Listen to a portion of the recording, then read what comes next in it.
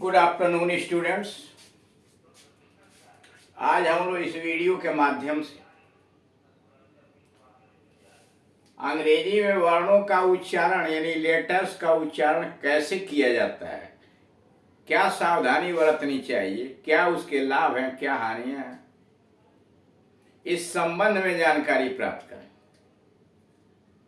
आप जानते हैं किसी भी भाषा के अंतर्गत प्रोनंसिएशन, उसका उच्चारण बहुत जरूरी भाग होता है।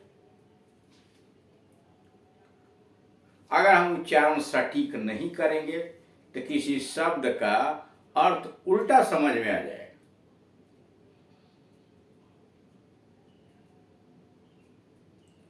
अब जैसे मान लीजिए है प्रिंसिपल, प्रिंसिपल, अब दोनों के एक ही तरह से कहना शुरू करेंगे तो इसका उसका, उसका इधर समझ लेगा।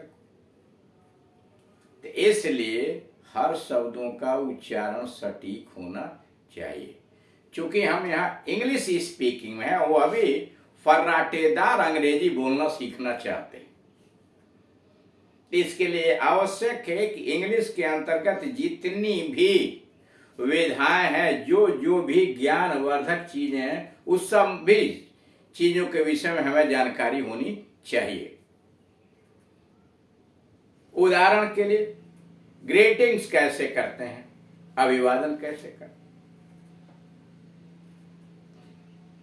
शॉर्ट नेम, संबंधियों का शॉर्ट नेम कैसे होता है, ग्रैंडपा, ग्रैंडमा इत्यादि। शिष्टाचार, कोर्टेसी के छोटे छोटे वाक्य कैसे प्रयोग किए जाते हैं,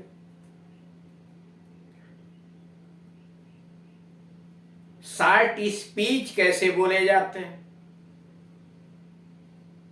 जैसे आप कहते हैं आई एम जस्ट कमिंग को जस्ट कमिंग, आई एम उड़ा देते हैं। हे जस्ट कमिंग को आप कहते हैं जस्ट कमिंग। ये शॉर्ट स्पीच। एक्सक्लेमेटरी सेंटेंस, अगर जरूरत पड़ी तो अपने मन के जज्बातों को कैसे व्यक्त किया जाए। एम्परेटिव सेंटेंस से आदेश देना हो, निवेदन करना हो, सलाह देनी हो, कोई कार्य मना किया तो कैसे क्या करें, सामने वाले से कोई प्रश्न पूछना है, वो भी विभिन्न टेंसों में, तो उसका ज्ञान हमें होना चाहिए कि आप जानते हैं टेंसेस 3 प्रकार के, प्रेजेंट, पास्ट और फ्यूचर, और सबके 4 टाइप्स। उसका एक्सिलरी वर्ब से डायरेक्ट क्वेश्चन कैसे बनाया जाता है, उन डायरेक्ट क्वेश्चन का आंसर कैसे दिया जाता है, या सामने वाला क्वेश्चन पूछ रहा है तो उसका आंसर आप अफर्मेटिव और नेगेटिव में कैसे देंगे। साथ ही साथ WH क्वेश्चंस यानी प्रश्न सूचक शब्दों से बने हुए प्रश्न और उनका उत्तर कैसे देते हैं। ये सारी बातें हमारे नॉलेज में होनी चाहिए। ये तो रहा समझना, रटना, जानना, सुनना। उसके बाद बात आती है कि जो शब्द है, जो वाक्य हम बोल रहे हैं, उसका शुद्ध उच्चारण होना चाहिए। इसलिए इस चैप्टर को शुरू किया गया है कि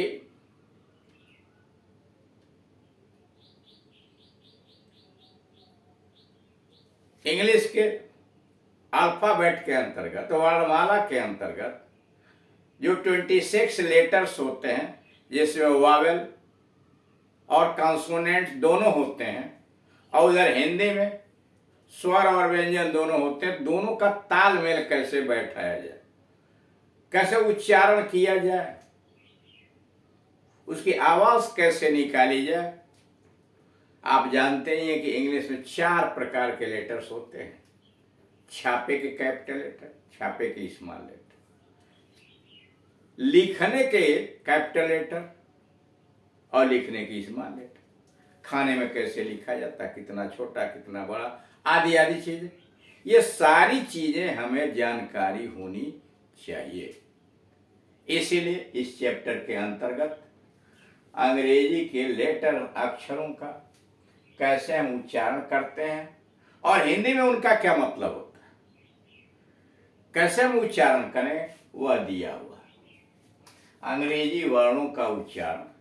अंग्रेजी वर्णमाला के वर्णों को बोलने के लिए जो जो उच्चारण होते हैं वे उदाहरण के रूप में इस प्रकार है, नीचे डाल दिए जाए। यानी अंग्रेजी वर्णमाला के बोलने के लिए जो जो उच्चारण उसका किया जाता है उसका मॉडल नीचे डाल दिया गया। यहाँ इस लिस्ट में अंग्रेजी वर्ण है और उसका उच्चारण है और उसकी आवाज क्या निकलती है और वो शब्द क्या बनता है। जैसे ए, इस अक्षर को ए पढ़ते हैं। ए का मतलब होता है हिंदी में आ की मात्रा, आ। जैसे स्मॉल, स्मॉल, SMALL, स्मॉल, आधा सौ, मो पर आ की मात्रा और स्मॉल।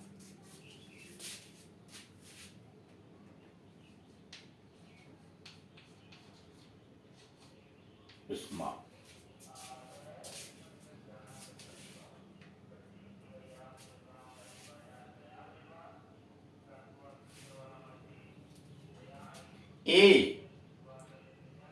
ए भी इसका मतलब होता है, जैसे WAY, वे। यहां क्या हुआ, ए का मतलब ए की मात्रा हो गई। यहां देखिए ए की भी मात्रा होती है, MAN, मैन। यानी यहां ए का मतलब हुआ आ, यहां ए का मतलब हुआ ए और यहां ए की मात्रा लगी।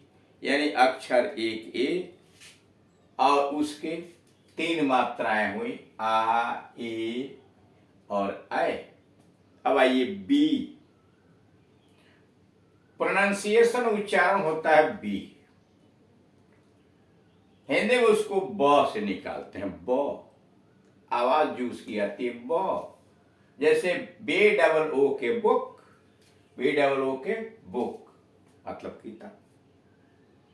अब आइए सी। इस लेटर को उच्चारित करते हैं सी।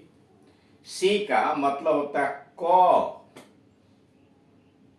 जैसे CAT, कैट, CAT, कैट। यहां सी का मतलब क हुआ और सी का मतलब स्व भी होता है, छोटा वाला स्व। जैसे सेंट, CENT, सेंट। यहां सी का मतलब स्व। यानी सी का मतलब क भी होता है, सी का मतलब स्व भी होता है। डी पढ़ते हैं, डी मतलब इसका होता है आवाज आती है ड। जैसे डेड, DID, डेड। यानी डी का मतलब ड, हिंदी का ड, डेड। ई बड़ी वाली उच्चारण करते हैं ई और हिंदी का स्वर भी ई होता है, बड़ी ई। श्री, SHE, श्री। और उसी का उच्चारण ए भी होता है, यानी ई का उच्चारण बड़ी ई भी होता है और ए भी होता है। जैसे मैन, MEN, मैन। यहां देख रहे हैं ई का मतलब ए की मात्रा हो गई। एफ पढ़ते हैं, एफ। और उसका उच्चारण आवाज निकलती है फ। जैसे FOOT, फुट, FOOT, फुट। यहां एफ का मतलब फ। जी उच्चारण होता है अकेले जी का, जी। और आवाज में शब्द क्या बनते हैं, गो। जैसे गुड, GOOD, गुड। और जी का उच्चारण ज भी होता है, जी का अर्थ हिंदी में ज भी होता है। जैसे जॉर्ज, GEORG, जॉर्ज। यहां जी का मतलब ज। अब आइए यच। यच का मतलब होता है ह हिंदी में। हैन, HEN, हैन। यहाँ यच का मतलब ह। आई, आई छोटे ए की मात्रा ई। India, I N D I A, India. यहां देख रहे हैं ये छोटी ई आया है और ड पर भी छोटी ई की मात्रा लगी है, इंडिया। और आई भी उच्चारण होता है, आई। काइंड, क्या है? काइंड। जे का मतलब उच्चारण होता है जे, और हिंदी उसकी निकलेगी ज, जैसे जोक, जे ओ के ई, जोक। फिर आया के, पढ़ते हैं के अलग से, मतलब होता है क, जैसे के आई सी के, किक, के आई सी के, किक।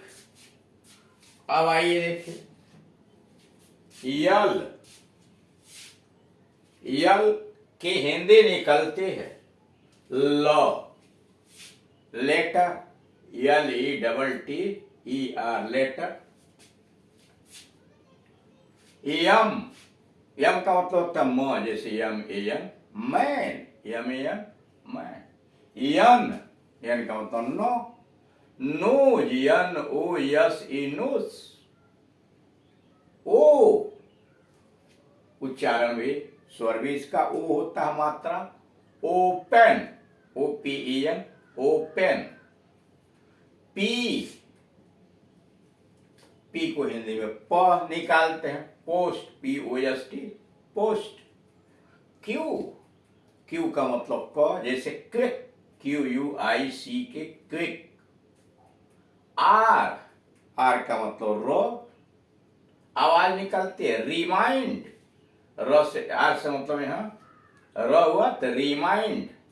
यस, यस का मतलब सो, स्मॉल, यस का मतलब स्मॉल।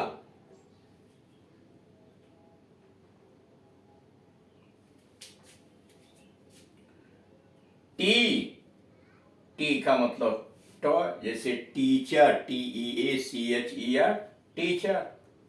यू, यू का मतलब अ, जैसे up, U P up, C U P cup.